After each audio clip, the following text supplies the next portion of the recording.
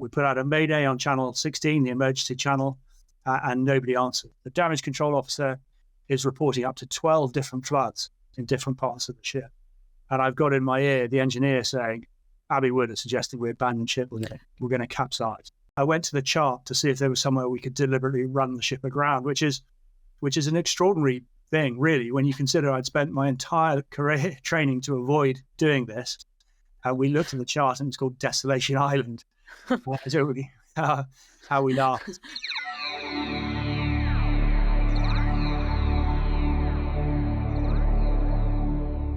I was the second in command of HMS Endurance, but I was in temporary command. The captain was back in the UK. We'd been deployed for 18 months. So I was there to step up. We'd been on patrol in South Georgia, the UK dependency in the South Atlantic, for about 6 weeks, doing our standard work there with the British Antarctic Survey, for the Foreign Office, for the UK Hydrographic Office. So we had these various taskmasters, and we'd been in South Georgia for well over a month, and we were off to Valparaiso in northern Chile, which was going to be our break for Christmas and New Year. So we had to do that from South Georgia through Drake's Passage via Antarctica, and we were heading up the west coast of Chile. We had gone into the Magellan Strait that morning to fly. We needed to fly both helicopters to get people off so that they could get home in time for Christmas. I'd gone down to my cabin to make a cup of tea when there was a pipe in the engine room. There was a casualty, and then there was a flood in the engine room. I went up to the bridge, straight up to the bridge to see what was going on. I looked to the cameras to my left, and I saw water coming in at a rate that made me immediately think, if we don't stop this, we're going to sink. We put out a mayday on channel 16, the emergency channel, and nobody answered because of where we were in the world. And that was the moment I realized that we had to stop this ship from sinking. We had to stop it from capsizing, and we were the only ones that were going to be able to do it. What was going through your mind at the time? The very first thing that went through my mind was, what's caused this? It wasn't clear. I didn't think we'd hit something. We used to hit things a lot in an icebreaker. I didn't feel like we had done that. So I didn't know why this water was coming in. I could see it. It was an extraordinary sight. And for those that were attacking it, the attack party were in there trying to deal with this.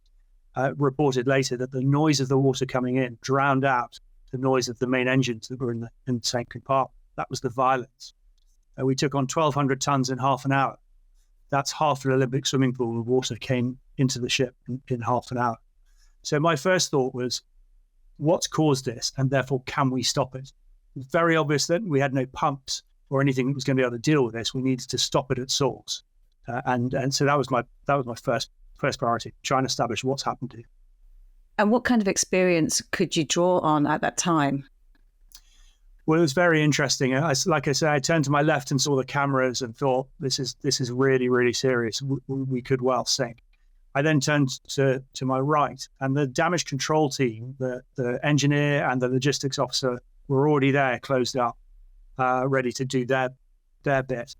I remember very clearly that the whole team on the bridge stopped talking when I appeared, and they all looked at me, which is a very sort of natural default in a very serious leadership situation. It's deeply uncomfortable if you happen to be the leader. But I remember it really clearly.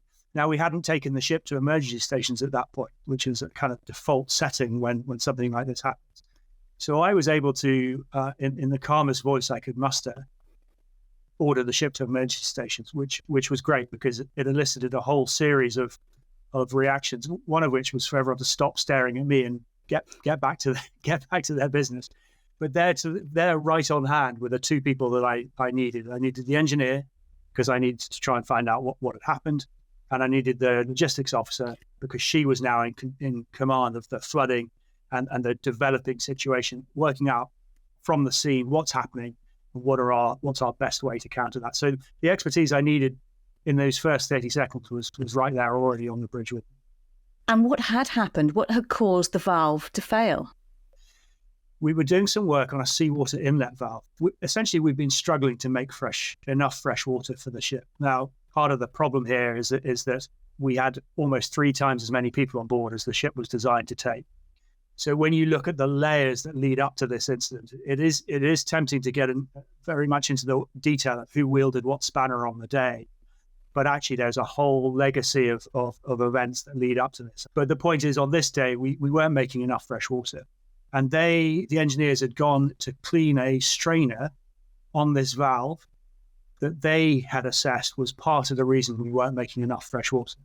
As it turns out, that was incorrect. It was incorrect diagnosis. They shouldn't really have been doing the work on that valve in the way they did it. In fact, it was poorly conducted on many levels. The engineer didn't know they were working on it. I certainly didn't know that we only had one valve that was keeping the seawater out. Normally, that would be a captain's sign-off, but I didn't know it was happening, and neither did the engineer. So essentially, whilst there's this long legacy and list of reasons why we got to that point in time, on the day itself, there was some poor engineering work that went on that led to this incident.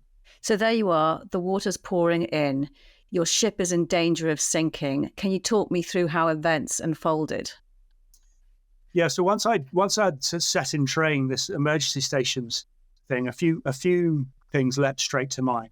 The first and most obvious was that we were going to lose all propulsion. The engine room was filling up. I could see the people in there already up to their knees. And I knew that there's a long bit of the engine room beneath the deck plates they're on. In other words, there's hundreds of tons of water already in the engine space. And because we're a commercial vessel, all the engines are in one compartment. In a warship, they're split deliberately for survivability, but in a commercial ship, they're all in one space. So I knew we would lose propulsion. I reckon we had probably 6 to 10 minutes maximum where we could still drive the ship around. So my immediate thought is, what do I do with the ship? I went to the chart to see if there was somewhere we could deliberately run the ship aground, which is an extraordinary thing, really, when you consider I'd spent my entire career training to avoid doing this. I'm now looking for an opportunity to do it deliberately, because that seemed to me like a good option to stop the ship from sinking. But where we were in the Western Magellan Straits, and it's like Norway, it's vertical. What you see is what you get. So there was nothing. So at that point, my best option is to turn the ship into wind, increase to about 6 knots. I didn't want to go too fast in case this was a gash in the side of the ship, and I still didn't know that. But go to 6 knots and keep one engine running for as long as I can, because I know that as soon as we lose propulsion, the ship will turn beam onto the sea and we'll head back downwind. So we need to buy ourselves as much drifting time as possible. So that was sort of item one. The second one was what to do with the helicopters. We had one that was turning and burning on deck, was about to take off. So we shut that one down, got the flight crew inside the ship. Don't stow the helicopter, because that takes 20 minutes that we don't have. Get the flight crew inside the ship, and then get a message to the helicopter that's in punta that's just lifted off. We don't need, I knew instinctively that 4.5 tons of top weight we weren't going to need. So that literally in the first sort of minute, those are my initial thoughts. Get upwind and sort the aviation out. Those are the immediate dangers. And all the while trying to work out what on earth has just happened to the ship. And how was everyone involved in trying to save the ship? Because I understand you had students on board as well. Yeah, there were I think possibly two low points in the whole thing. The first was making the Mayday on Channel 16. That was very, very embarrassing. I'd probably been to 100 Mayday calls in my career. And on arrival, there's always an element of maritime buffoonery there, always. Somebody's done something dumb, and you're now there to try and fix it. And now it's us doing it. So that was, as a mariner, that was intensely embarrassing, but also essential, so kind of just suppress that and get on with it. The second bit was with the British Schools Exploration Society. We had the 18 to 21-year-olds who had come to us to learn leadership in sort of deeply ironic fashion. We'd had them with us in South Georgia, and they'd done bits of the Shackleton War, and they were a great bunch of kids. But they were now in the wardroom when this was all unfolding. And I had to go and see them to try and explain what was going on. And I saw a lot of fear and a lot of kind of confusion as to how we could be in this situation in a British warship. And I really felt that. And trying to reassure them when at that point in time I was not reassured wasn't a huge amount of fun. And they ended up helping as well. Yeah, they did. They were brilliant. I have to say, they were all brilliant. One teacher in particular responded less well, but the kids were fantastic. And once we had control of this situation, so we kept them out of harm's way in the wardroom to start with. But once we started to develop a semblance of control, so maybe an hour in, 2 hours in, then yes, we were able to use them in human chains with buckets and bailing out, and they got stuck in just like everyone else. It was kind of hard to see. And I'm still in touch with a few of them now, which is lovely. At any point, did you actually really think, I'm going to lose this ship? Yeah, those first 30 seconds, that was my initial reaction. If we don't, when I saw the camera, my first thought was, if we don't stop this, we're going to sink. And there were other moments. I mean, we were getting stability advice from ashore as the engine room got more and more flooded, and we lost propulsion as predicted, and we turned beam onto the sea. We were now rolling very, very violently either side. I mean, we're in an inland waterway, but you may as well be out at sea down there. So we're rolling, and water is coming out of the engine room through these condensation holes that we didn't know were there. So the entire deck above the engine room was flooding simultaneously as the ship rolled, and this water was just appearing, and we had to deal with that. I'm getting very gloomy predictions from ashore. We've got communications with the engineers in Abbey Wood. They're doing our stability calculations because our computer is obviously down. And they are predicting that we're going to go into what's called lull, which is an unstable condition, and that there's a very good chance that we will capsize. And in fact, at various points, they were advising. In fact, it felt awfully like telling me to abandon ship. So there were other moments where I'm looking out of the bridge window, I'm seeing the ship flailing around from side to side. I can see from other cameras that the water is through the ship. The damage control officer is reporting up to 12 different floods in different parts of the ship. And I've got in my ear the engineer saying, Abbey Wood is suggesting we abandon ship, we're going to capsize. And why didn't you? A couple of reasons. Firstly, I'd spent a lot of time at sea by that point, and I'd spent a lot of time at sea in command of small ships, whose job it was to stop in the water. And that sounds sort of slightly trite, but most warships go quite quickly from A to B and then do their work on the move. But if you're in fishery protection, let's say, which I was, or in Northern Ireland Patrol vessel, which I was, you spend a lot of time stopped in the water in very heavy sea states. I mean, years, actually. So I had a very good sense in my mind of what constituted unstable versus stable. So I was sitting there looking out of the window, looking at the wind and the sea state and the conditions, having a feel for the stability condition of the ship and thinking, if I was stupid enough to do this deliberately and stop like this deliberately, this is what we would get. This motion that we're suffering, whilst very, very uncomfortable, is what you would get. So in my mind, we weren't going to capsize. Now, of course, that's a big call, because who's to say? The next one could have got us and we could have inverted and then everyone drowned. So, it's a sort of 1-0 proposition, but I was confident. And the other problem I had was how to get off the ship. That was not going to be easy. We had those inflatable tubes that go down the side of it, either side of the ship, and the life rafts inflate at the bottom of them. They look amazing when you test them in harbour, but they're not much use in anything above a sea state 3 or 4, and we were way above that. So how are we going to get into these life rafts? And then even if we do successfully get in, how do we keep ourselves safe once in them? Because there's rocks everywhere, and the wind is going to sweep us down onto the rocks. We've got no engines on these little life rings. So, and the water temperature is 1 degree. You fall in that, you've got a survivability of minutes. So it struck me that getting off dry and safe and then staying safe was going to be very nearly impossible.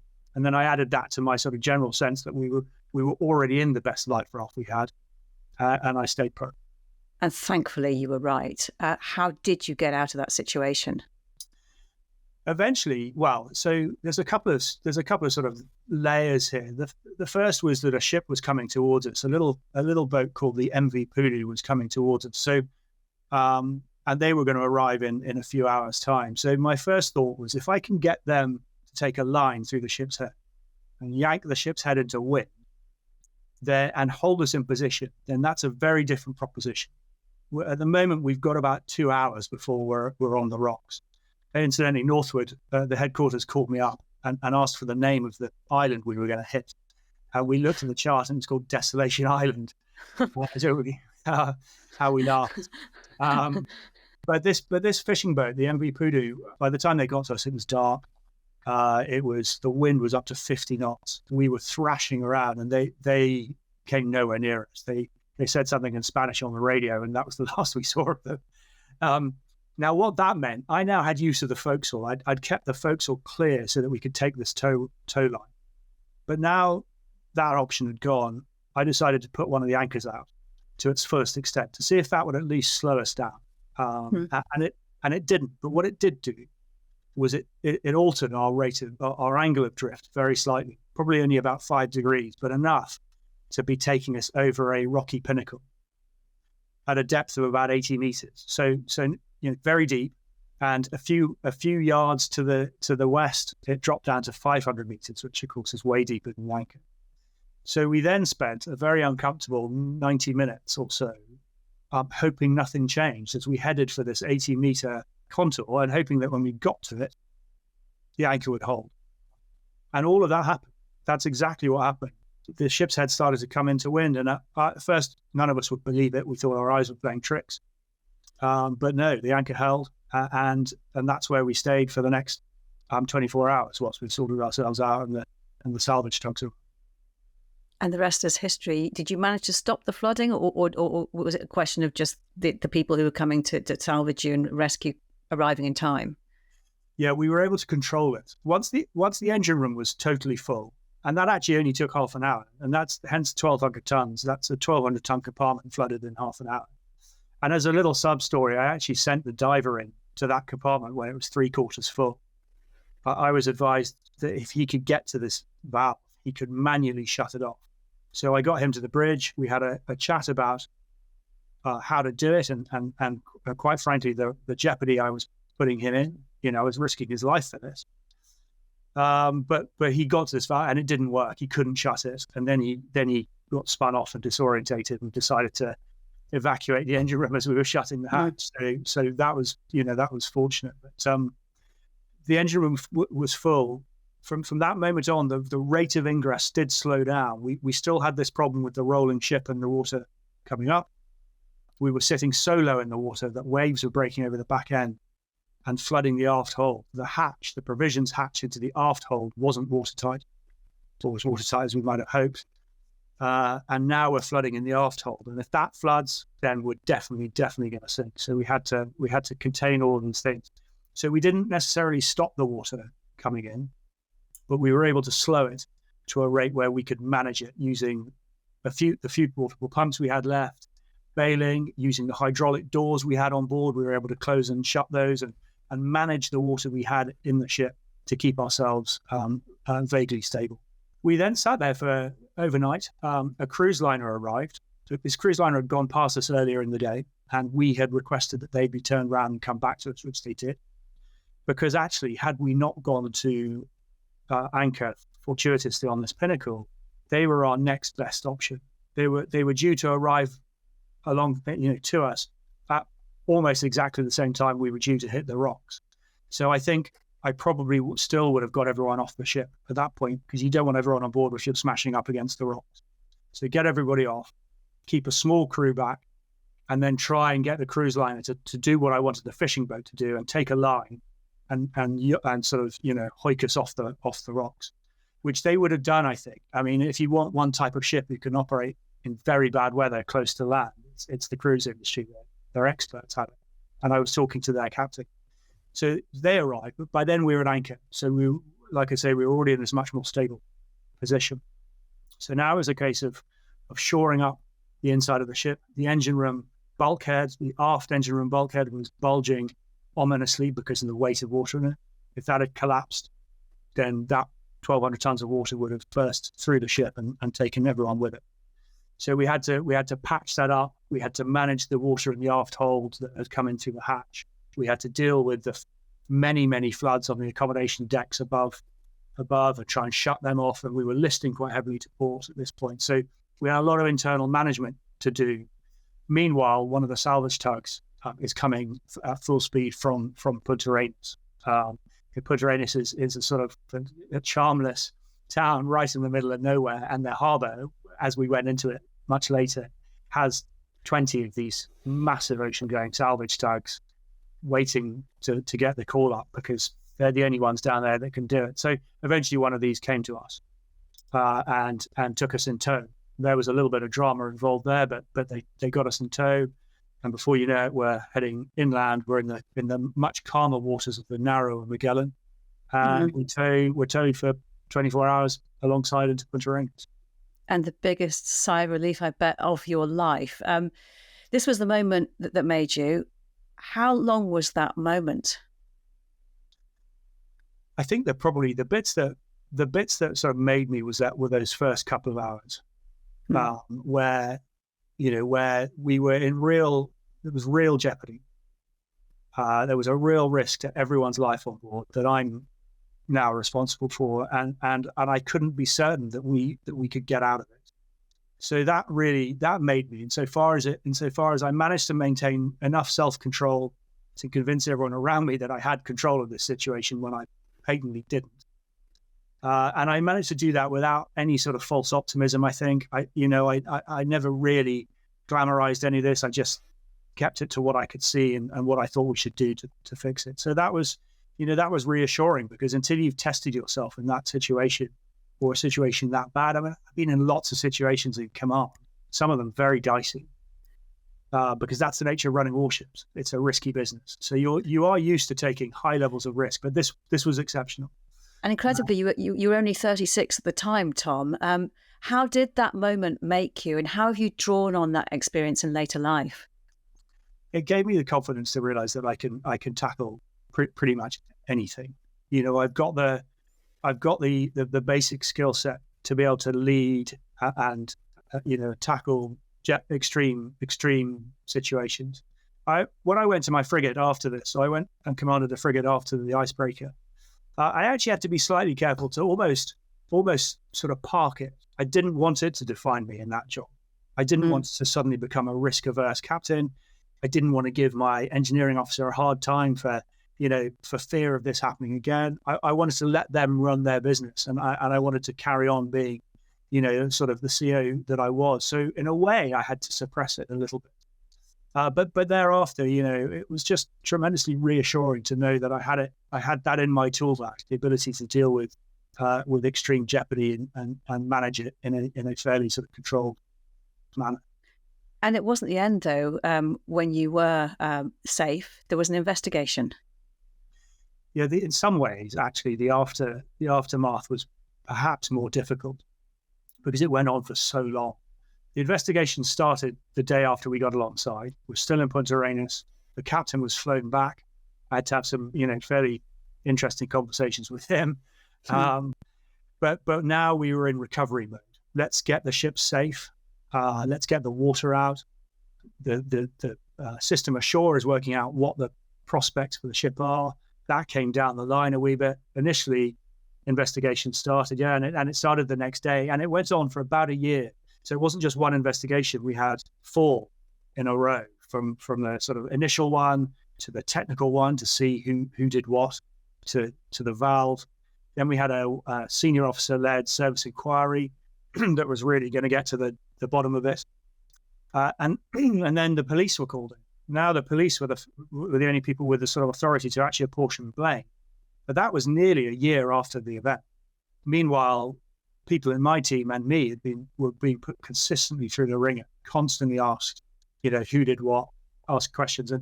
And for those who held themselves partially responsible for this incident, they found that very tough. And so from a leadership perspective, for me, I found it, almost as difficult, because, and particularly when we got back to Portsmouth, by now I'm in full command. The captain's been reassigned. I'm now in full command. But we had a broken ship with no real hope, no real prospect.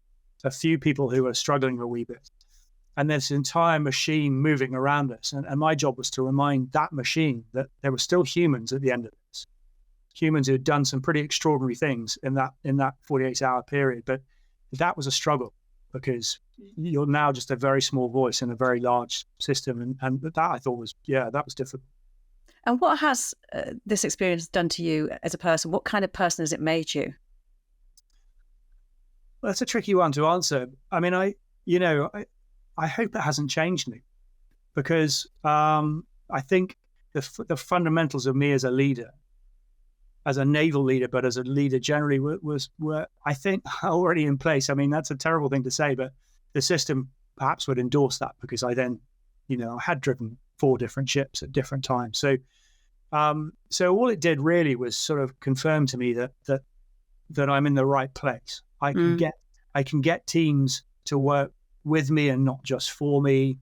And so all I made sure from then on, in whatever environment, whether it was a warship or in joint headquarters or in the commercial sector where I now am, that those basics remain the same. The basics of leadership, of empathy and listening, they remain unchanged, whether you're in a flooding ship or whether you're running a small communications campaign in the Middle East. The basics are the same. And I think, that day, those 48 hours, subsequent weeks and months, just really reaffirmed that, and gave me the confidence that the way I'm doing it is about right. It's not perfect, of course, but it's about right. And Tom, you said that you're still in contact with some of the students who were on board. How do they recall it? Very interestingly, I mean, one of them, one couple then subsequently got engaged and are now married with children. I mean, they have extraordinarily fond memories of it. I think really, the human ability to sort of, compartmentalize shouldn't be underestimated. I remember trying to find pictures. We had a photographer on board who I tasked very early on to start taking photos. I mean, within the first half an hour, I knew this record would be important.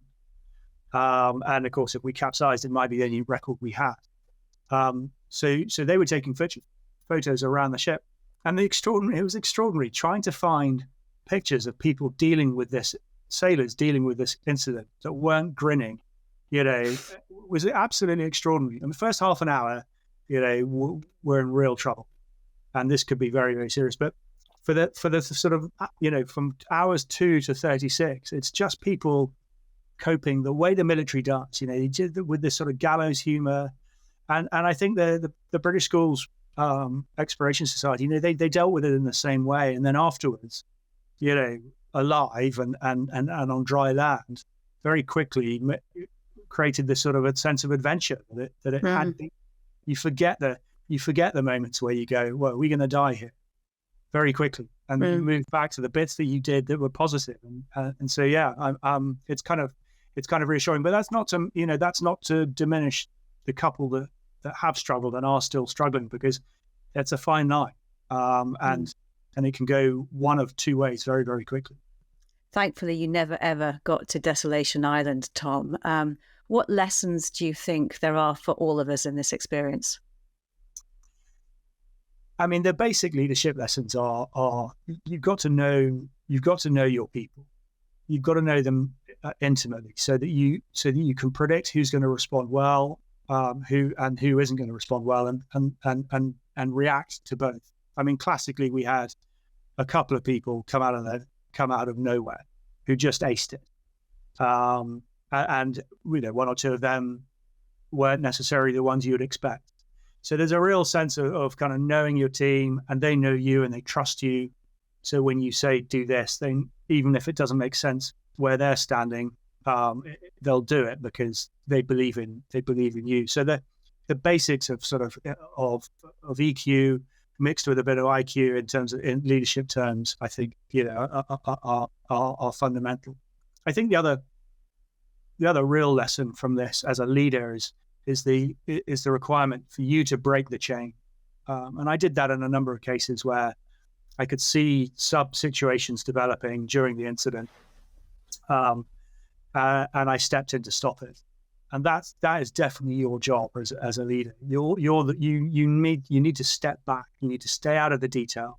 I could hear the damage control team, working at 1,000 miles an hour on the bridge. It would be very tempting to have got involved in that, but that would have been a mistake. I'd have got in the way, and it would have distracted me from my job, which was to explicitly keep clear of that detail so that I could make the big calls. And the executive warrant officer, the sort of senior non-commissioned guy on board, came up to me in the pub afterwards and said, the thing you did really well, sir, was you did nothing brilliantly. And that was his way of saying, once I'd established that he wasn't, that was his way of saying, you didn't get in people's business. You let them do their job, and you only got involved when you felt you needed to, which was nice. And again, I think that's basic, because, as I say, there were a couple of instances where we were about to get ourselves into a bit of trouble, or someone was going to get hurt, and I was able to intervene at that point and go, okay, right, everyone stop. And I think holistically, had we been perhaps a little bit more proactive in the 18 months prior to the incident, perhaps if we'd been a little bit more interventionist then maybe, and this is a very easy thing to say with hindsight, that maybe we could have stopped the flood in total. I don't know, and that's almost a ridiculous thing to say, but I do, breaking the chain as a leader is a fundamental part. Does it revisit you, Tom? Do you dream about this? No, I don't. I'm very fortunate in that respect. Not at all.